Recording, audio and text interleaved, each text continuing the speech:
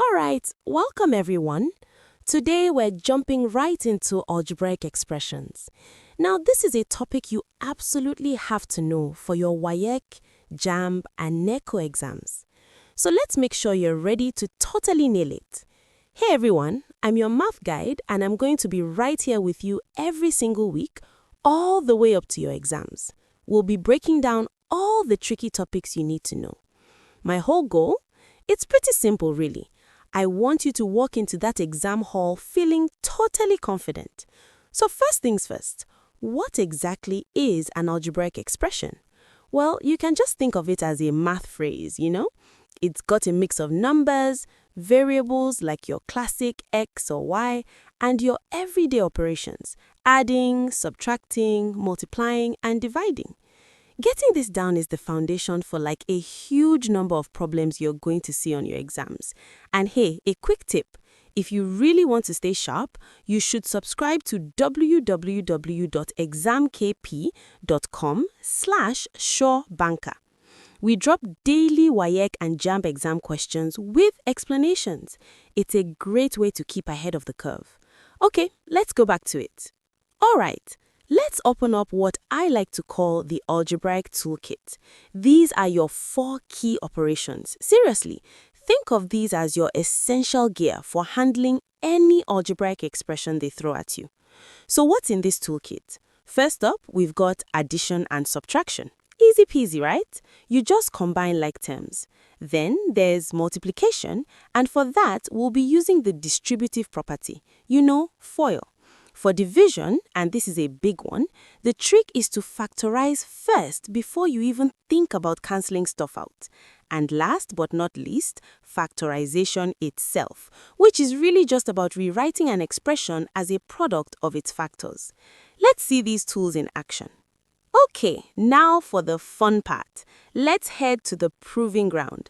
We're going to see exactly how this toolkit works on real past exam questions from WAEC, JAMB, and NECO. This is where all that theory gets real. First up, we've got a question from WAEC 2019. The task is to simplify this. 2x squared minus 8 all divided by x.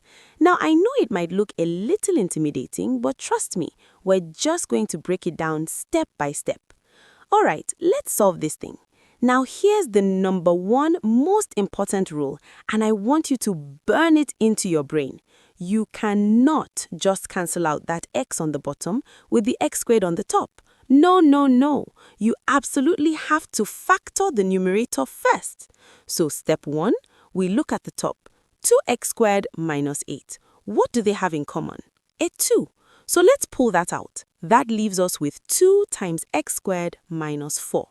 Now, does x squared minus 4 look familiar? It should. This is a classic difference of 2 squares. It factors into x plus 2, x minus 2. So for step 2, we rewrite the whole thing. It's now 2 times x plus 2 times x minus 2 all over x. Now we ask, can we cancel anything? Well, the x on the bottom doesn't match any of the whole factors on top. So guess what? That's it. We're done. That's our final simplified answer. Okay, so here's a super valuable exam tip. Listen up. WAEC examiners love questions with factorable numerators, seriously. So anytime you see a fraction like that, your first instinct should be to check if you can factor the top part and be on high alert for that difference of squares pattern, like x squared minus 4. Next up, let's tackle a JAMB question from 2018. This one is super direct. It just says factorize x squared minus 9. For JAMB, questions like this are all about speed and recognizing the pattern. And look at that. It's our old friend, the difference of 2 squares again. Step 1 is just recognizing it. You see x squared minus 9, you should think, oh, that's x squared minus 3 squared. As soon as you spot that, you jump to step 2 and just apply the formula. A squared minus b squared equals a plus b, a minus b. And bam, step 3, you've got your answer. X plus 3, x minus 3. See? Quick and easy. So here's your big JAMB tip for today. Speed is everything. Knowing that difference of squares formula by heart is going to save you so much time. The second you see something squared minus something else squared, the answer should just pop into your head. Seriously, memorize it. It's a game changer. Alright, let's switch gears to a NECO question from 2019. We need to simplify 5x minus 3y plus 2x minus y. Now, this might look easier, but don't get complacent. This is really a test of your fundamentals and how careful you are with your signs. The whole key here is to just group up your like terms. It's like sorting laundry.